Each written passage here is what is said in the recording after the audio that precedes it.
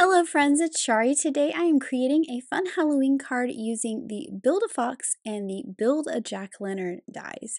So I have Build-A-Fox dies, I also have the Spooky Forest, and the Build-A-Jack-O-Lantern, and I'm going to dress up my little fox today. I'm actually going to make him a pumpkin with a witch hat, but I'm actually going to make him a wolf instead of a fox. So I have gray cardstock cut out for my fox, and I think that makes the pumpkin stand out even more because it is that bright orange. So first I need to cut the face out of my jack-o'-lantern. So I picked one of the 3 faces in the die set, and I've just cut that out of my pumpkin that I cut earlier. For the face, to fill it in, I have some black sparkle cardstock that I cut with the coordinating die for the face, and I'm using liquid glue to add that to the back side of the pumpkin because I'm using that glitter cardstock, so I want to stick it down really well. And I just think that's really fun to have that kind of shiny face show through those openings. For the witch hat, I used purple cardstock and green cardstock for the band. Now for my fox or my wolf, I cut this wolf from narwhal cardstock for the gray.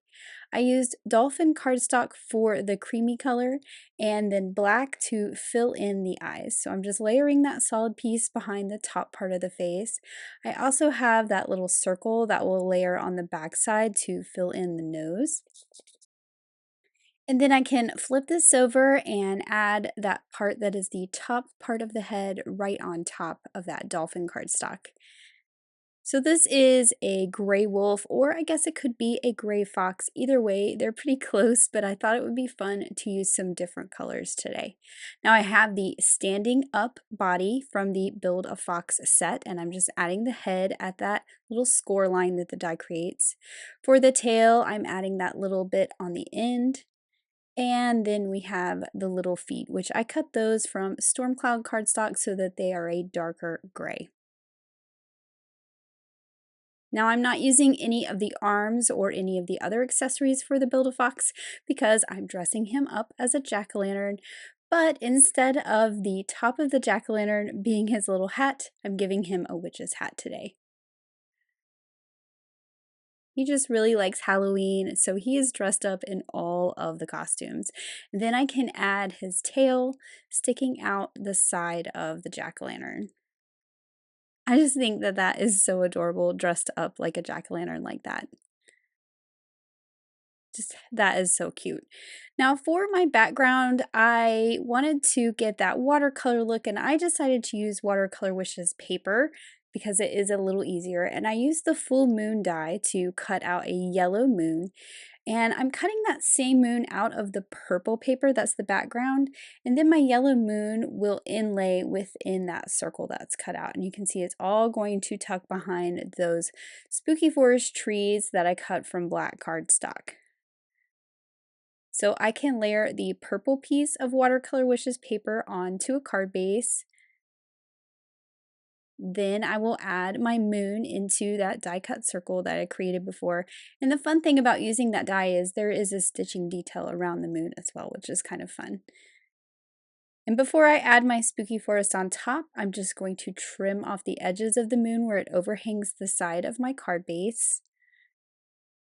Then for the spooky forest, I will add that with liquid glue. But first, I want some grass for my little wolf to stand on. I cut this from Noble Fir Cardstock and used one of the Grassy Hillside borders for the top.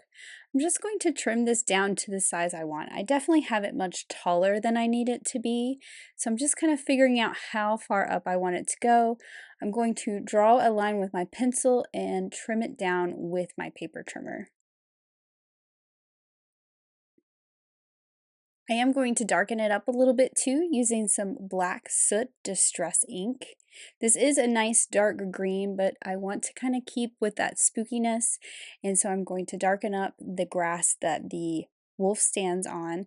And I also think that darkening up this green makes the little character with the bright colors pop a lot more. So I'll add my grass. And now I'm ready to kind of trim this all out with this spooky forest frame. And I'm going to use liquid glue for this because I have all those little branches that I want to make sure get stuck down. So I have my liquid glue all over the back, just adding a little more dots of glue to those branches, and I'll line this up onto my card base and make sure it's nice and glued down. Now for the sentiment, I pulled out the Pick of the Patch stamp set because it has the sentiment in it that says smile, it's Halloween, which I thought was a fun little sentiment versus just happy Halloween. And I'm stamping this on a small sentiment banner with some black ink. And I cut the sentiment banner from that same yellow Watercolor Wishes paper that I cut the moon from. I'll just add some foam squares on the back, and I'm going to pop this down on the bottom right below that spooky grass. I will also add foam squares all over the back of my little critter here so he can be popped up as well.